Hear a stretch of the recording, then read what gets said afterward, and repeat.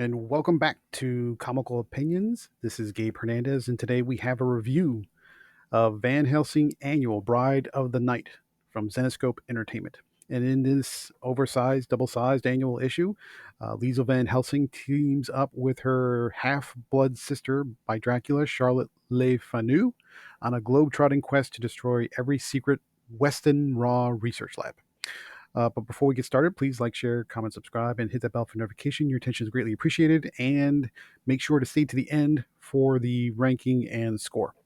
So let's get into the credits before we get started into the story. The issue is written by Pat Shand, art by Iman Casellos, Julius Abrera, and Alan Otero, many of the better artists from Zenescope.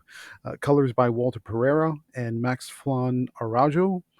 Letters by Taylor Esposito, and the main cover, cover A, is drawn by Igor Vitorino.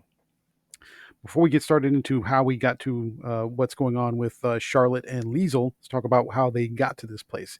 So, in the previous one shot, Van Helsing Bonded by Blood, Liesel Van Helsing was on the search for the small girl who has some mysterious vampiric type powers, and also looking for Julie Jekyll, who was slowly dying from some mysterious disease brought on by her Hyde persona. And in raiding one of the Weston Raw research labs, she finds Charlotte Le Fanu, who's a vampire and also Dracula's daughter, and a sort of pseudo half blood sister to Liesel. And they, against her better judgment, decide to team up and fight their way out of the building. So this issue, which is the annual, picks up right after that. So Charlotte and Liesel decide to work their way through all the Western Raw facilities. Liesel's motivated by finding Julie and the small girl, who we now know is a type of clone of some sort. And Charlotte is motivated by revenge for the Western Raw Corporation's her abuse and capture and torture and taking her blood and doing all kinds of weird experiments on her. So they both have separate motivations, but both of them are directed towards the Western Raw Corporation. First, they start off in the first third, I should say, of the annual. They start off by destroying the New York office with some interesting tricks using silver grenades, fingernails tipped in silver, and rapid fire stake machine guns, and it's quite a sight. And they destroy pretty much everyone and everything in the building. Then they head off to Bolivia, where they perform some additional feats of trickery with strange gadgets, all kinds of ripping and tearing and destruction, and that leads them to their final stop, which is Romania, where the whole thing started with the Western Rock Corporation.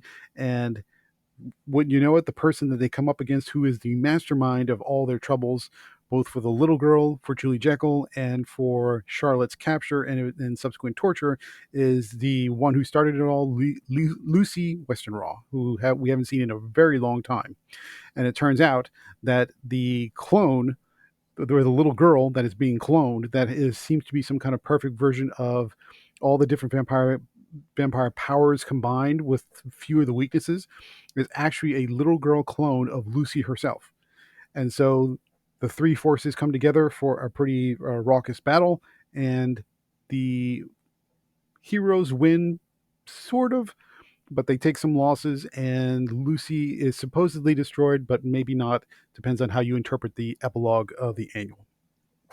Interesting fact about this particular annual or story: some of the components that take place in their globe-trotting adventure are follow-ups or result of the three-part series that's going on right now, Van Helsing Vampire Hunter issues 1 through 3. And one of the panels that even makes reference to the events of that, and that's a prequel series that goes back 100 years or so almost. But unfortunately, that series is number 2 doesn't come out until next week. So this annual, for whatever reason, is ahead of the Van Helsing Vampire Hunter series. So they're a little bit out of sync. I don't know what happened with Zenescope Publishing, but that's just the way it worked out. So this annual relies on information that are outcomes of that 3-parter series, which is right now only getting to issue number 2. So if you can hold tight. If you want to kind of put them in order, hold off on reading this one until the 3-parter is done. If you don't care, and it really doesn't affect too much in the story, then you can read this and it won't be too much of a trouble. Okay, so what do we like about Van Helsing Annual Bride of the Night? Clever vampire killing gadgets, because that's what it's all about. We're vampire hunters, so we want to see some cool vampire hunting weapons, grenades, claws, popping, sharp cutting swords that come out of your wrists, all kinds of cool stuff, and you get tons of that here. There is a proper resolution to um, Liesel's chase for the little girl to find out where she is, where she comes from, and what's happened to her. So that does come to a proper conclusion, and it felt like a meaningful end to that part of the story. And we also learned the little girl's name, or at least the name that she's temporarily given by Lucy Westenra. Whether or not that sticks is a matter of opinion. Uh, Lucy's return is kind of interesting because she comes back. Well, we haven't seen her in a long time, but there was a little bit of a change to her powers and her abilities. It's explained in the story, and it's kind of an interesting upgrade. And the epilogue is definitely sets the stage for more problems in the future, depending on your interpretation of how the big fight turned out. What didn't we like about Van Helsing Annual Bride of the Night? Honestly, not much. This was a great story for its size. It's surprisingly, for its size, it is a fast-paced, energetic, nonstop story that keeps you going from front to back.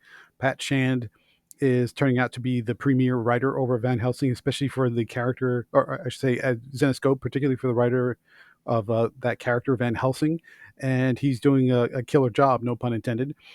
So there the pacing is good, the plotting is good, the developments are interesting, the resolution felt meaningful and even a bit emotional, and so it gives you everything that you're looking for, especially in a big comic that's an annual. So that it was great from start to finish. Quick word about the art. So as you heard from the credits, you have multiple artists. You have at least three artists on pencils and inks, two on coloring, one on lettering. That's a big group of people, but you don't notice it, which is exactly the way it should be.